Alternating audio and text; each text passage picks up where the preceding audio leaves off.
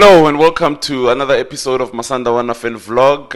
It's Kensani here. I'm here to give you the match review of our game against Stellenbosch at Athlone in Cape Town. A very difficult stadium to play at, a very difficult team to play against at, a very difficult coach to play against. And especially when you take into account how under pressure Miguel Cardoso has been in the past 7 days. If you take into consideration with the results that we got against Pirates last week Saturday and the results against Chiefs midweek, and if you also take into consideration how unhappy the supporters have been in the past 7 days, very tough game for Miguel Cardoso. I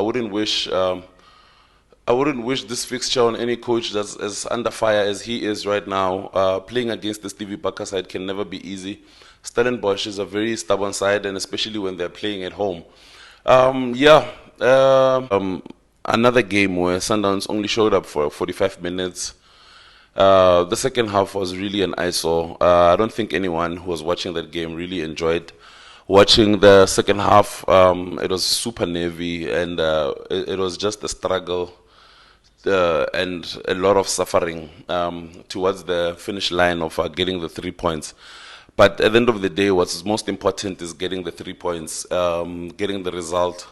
I think these are the type of results that help you in the league. The bigger games sometimes are not the ones that win you the league, because nothing is guaranteed in the bigger games. It's just too tactical, it's too physical, and these type of games are the ones that you're supposed to win for you to win the league. When you look at our starting lineup today, the only change in our back five, if you count Ronwen, is Aubry coming in for Fawaz.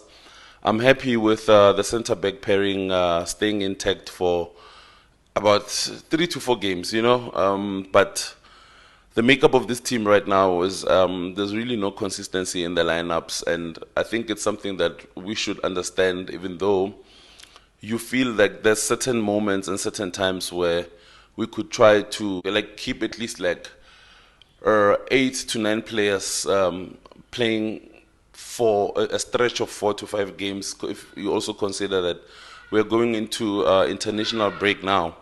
Happy with our centre-back pairing. When you look at our midfield, Aubas and Allende, I think that was a bit of a surprise, but when you consider Aubas' second half performance against Chiefs, you understand why he got the nod to play today. Front line of Reynas, Matthews and Sharilile. I've said that if you look at our front three, the only player that his starting place is guaranteed right now is Reynas, and also because of the goals that he brings. I think this team needs goals more than anything, because if you look at the way we are playing, you feel that I think the goals that we get from Reynas, the goals that we get from Sharilile are what's carrying us right now, because the way we are playing is not really convincing, and it's also very unsatisfactory. So this team needs goals. I think this team needs goals just to swim against the tide and ride these heavy currents currently. First half, I think, was better than the first half. Not saying it was the best first half, even though coach said he felt like this was our best 45 minutes of the season. Obviously, the coach knows better than we do. He knows better than I do. But to be honest, if you watch that game, the first half wasn't really. The only good thing about the first half is that we got a goal and we created such chances. But you can't say it was our best first half. I think even the first half against Pirates in Orlando was much better than this one. But I think we are still struggling with playing one good half. It's either we play better in the second half. Like if you look at the game against Magesi, we played much better in the second half than we did in the first half. And currently we are playing better in the first half than we do in the second half. But if we score in the first half, you're almost guaranteed that our second half is not going to be that good, because I think Coach Miguel just goes into a cautious mode and wants to protect the result. But You know, when we talk about Sundowns, we talk about a team that has made a name for itself in this country by being a front foot team, by playing with style, by playing with flair. And I'm not saying we're always supposed to play with flair, we always have to play with style, but I think we must always stamp our authority on the match. And even if we don't play as well, but like you must see the intention to play well. The subs must tell you that we are intending to keep the stove hot. We are intending to pin our opponents back. But it's as if now when we get a goal, we are the ones who are now a bit more cautious, and like I think we go into a panic mode to secure the result more than just like outplaying our opponents, dominating our opponents. We haven't been dominating, and this team is currently looking like a shadow of itself. But as things stand, I think we must just take the results because we've won league titles when we were not convincing. If you think of the Tovi and Gamondi days, we won the league title, but the gentlemen were not able to to keep their jobs, and Gordon Igeson came, even though we had won the title, but it wasn't satisfying. You know, if you go back to 2022, Coach Rulani was given the reins to lead the team alone from the co-coaching. In the statement, if you go back, it was so much was said about the unsatisfactory way of playing. So much was said about and not convincing style, and I think that's where we are right now. The team is not convincing. If you look at a player like Tashreeq Matthews, you ask yourself, Tashreeq comes with so much to his name. I'm not sure if it's a matter of him being unlucky or it's just a matter of things just not working out. When Tashreeq got here in January 2023, he looked much better, man. Like his finishing was good. I remember like the game against Chiefs, his first goal, he even scored with his weaker foot. Like you think of the goals he scored against Chiefs, he looked so good, man. Like he looked so good. But if you look at his previous season and you look at him now, you go back to the miss against Pyramids. You go back to the miss against Dortmund, the 1v1 chance against Dortmund. You go back to the miss against Pirates. You go back to the miss today, and you ask yourself, you know, Tashreeq, like his movement is so good, is above average when you think of a PSL player. His movement is so good. Even the chance that he missed today, it's like he nutmegged the defender, found himself in a space, very good body orientation to finish and like try to place the ball in the near post. But he just keeps missing these chances, and you look at how other players, like when they are in that type of situation, like they never sniff the starting 11, but with him, he just continuously plays, continuously plays, continuously plays.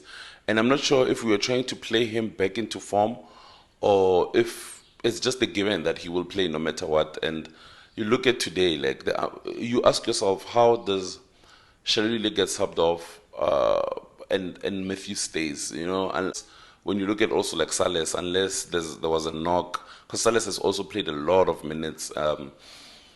And you wonder what's the thing with Tashreeq, and I don't know, man. I'm starting to lose hope. I was going through some of the comments about Tashreeq today, and I found one of the old videos where I was speaking about Junior Mendieta, and I'm starting to worry. I'm starting to worry when I think of Tashreeq Matthews, but. Yeah, all in all, I think the first half was much better. The first half was much better, but it wasn't as much as it was much better than the second half. It still wasn't as good. Our first shot at goal was Shalolile's shot in the 18th minute. Good ball from Kutlwano Letlaku, who seems to me like he's a bit lost. Kutlwano seems like he's playing with so much pressure. I'm not sure if it's pressure to regain the confidence that he had in our first 3 games of the season. He's playing like a player who's unsure of his place in the team, and I don't think I don't think a youngster should be playing with that much anxiety, especially in a big team like Sundowns, and especially if you take into consideration that he will be one of our key players for the Under-20 World Cup in September. But yeah, good ball from him to Sharulile for our first shot at goal, or first shot on target that gave us a corner that Sharulile nearly scored as well. And the chance Matthews got in the 35th minute, like those are the only things that you look at and say you can make them highlights of the first half. Good drive from Obrim to the ball that subsequently found Sharulile. Contentious penalty, I don't think it was a penalty. I think VAR would chalk that one off for a free kick just outside the box. But yeah, it's the PSL where you live by the sword, you die by the sword. You either get these chances going against you or you get them going for you. And when they go for you, you must just take them, because chances the next 5 games you will suffer the same fate. So yeah, so good to finally witness Sharulile getting his 130th goal, surpassing Belen Vete's record. When you think of Sharulile's time at Sundowns from 2020 to 2025, I think every Sundowns supporter is more relieved than in a celebratory mood for Sharulile's goal, because of how things happened, especially the beginning of this season with him and how we ended last season. I think it's just a nice culmination of his time at Sundowns for him to finally reach that milestone. I think whenever the chapter ends, we are all relieved for him, and I am so happy for Sharulile to finally get that PSL record, man. Like, I've been monitoring that record for 2.5 years, back and forth DMs with Optajawu, even asking Mark Gleason 2 seasons ago when we beat Stellenbosch with Lisiwangu's goal. I remember I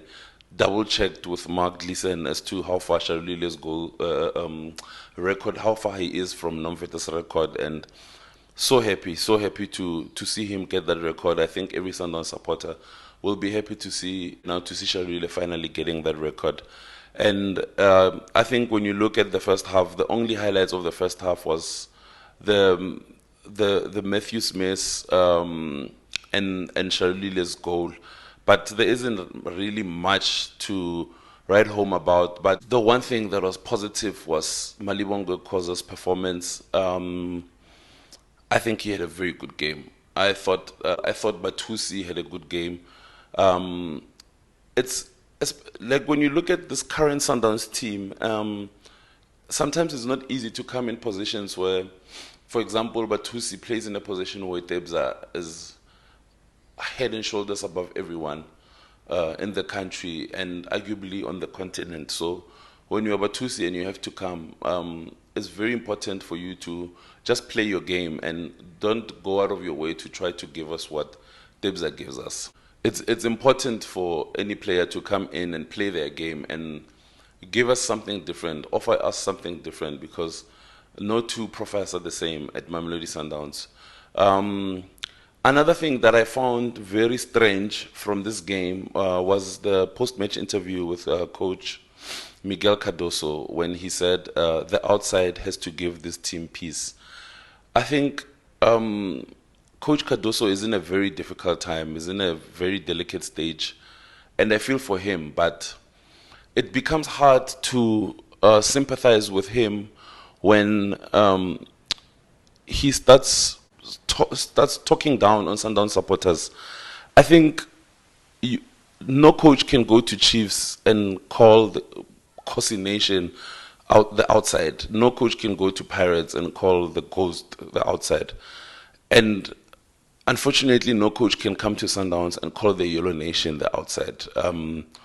We are the spiritual owners of this team. The relationship this team has with with its supporters is what makes this team what it is. And I understand that when a coach is under fire and is feeling the pressure, he will maybe say things that he might also regret, and we must give him the grace. But I think it's very dangerous to call the Yellow Nation the outside. And another thing is that you might be working for a team that is demanding, or you might be working for a chairman that is demanding, owners that are demanding. I can guarantee you no one is more demanding than the Yellow Nation. No one is demanding more than Sundown supporters, because they will tell you and they will keep telling you how much they know the team more than you do. Because if you listen to everything that was said this week, the narrative is that we are here because we love the team, and there's no one here who's more demanding than the Sundown supporters. I mean, the greatest coach this team has ever had, the most successful coach this team has never had it easy here, and he won us the biggest trophies you can think of, took us to our first Club World Cup. He would have never even dreamt of talking down on the Sundown supporters. And if you come in as a coach and you don't find the same success, and you don't replicate or even do better than the previous coaches who were successful, and you talk down on the Sundown supporters, they're not going to take kindly to that. And I think it's a very dangerous thing for Coach Miguel to do. And I think any coach, if you want to coach an elite team, if you want to coach a big team, you know the demands of the team. So I think Coach Miguel must be cognizant of that, and he needs to also raise the standards of this team. I think this international break is coming at the right time for him. He has to make this international break work for him and change the fortunes of this team.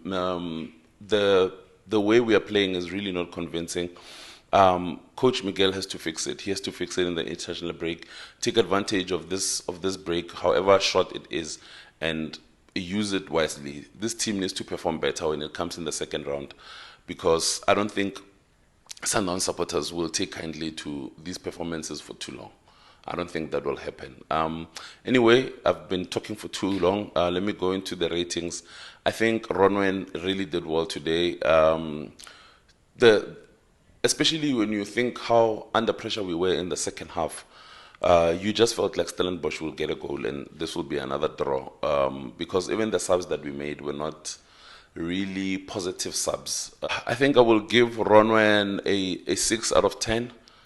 I will give Tapelo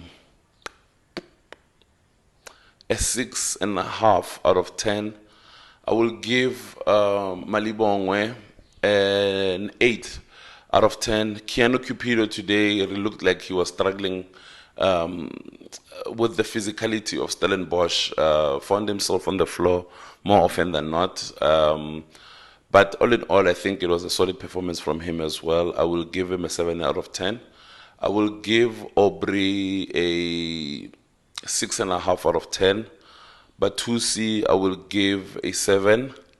I will give Allende a 7.5. I think Allende was good. Also helped us a lot in the second half because we were really under pressure from Stellenbosch. And especially when you look at how we are playing, there's no cohesiveness in this team. We lack synergy. We lack intensity, and Marcelo's job becomes twice as hard. So yeah, I will give him a 7.5 for that performance. I will give Kutlwano a 6. I'll give Salez a 5.5. I will give Shalulile a 10. If you come to this team and you end up as the highest scorer in PSL history, you get a 10. Whether you performed well or you didn't perform well, whether you scored from a penalty, you get a 10. I'll give Shalulile a 10.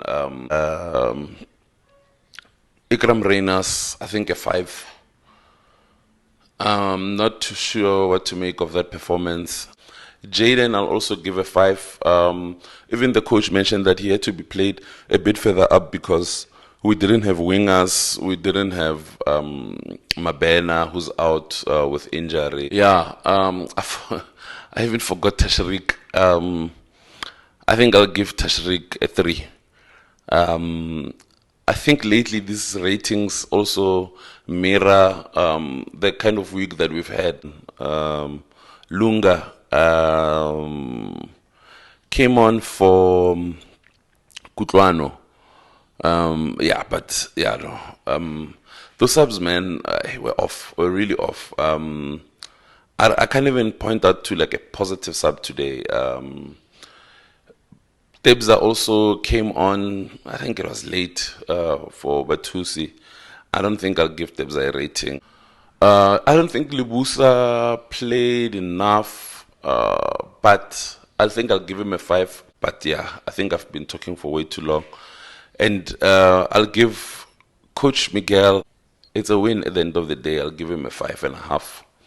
But still not convincing, still not to the standard that Sundowns is supposed to be at, unfortunately. And you just hope that this international break is a palate cleanser for us to get back into our normal rhythm when we come back from the international break. And let's come back refreshed. Let's come back with new vigor, refreshed intensity. Let's come back a bit more fluid. You know, be the Sundowns that we know, you know, like connecting 10 to 15 passes with ease, movements, good, pressing, good, rest defense, good. You know, let's come back to be the Sundowns that we all know and love. But yeah, thanks for watching. If you are new to the channel, please subscribe. To all the returning subscribers, thank you so much for watching, and thank you for the support. Thank you for the comments. I see all the comments. Yeah. Continue to share the videos. Subscribe to Masandawana Fan Vlog if you haven't.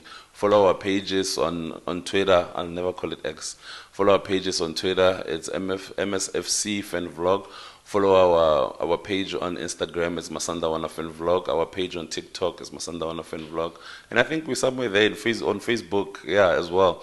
So yeah, thank you so much for watching. We'll see you after the international break.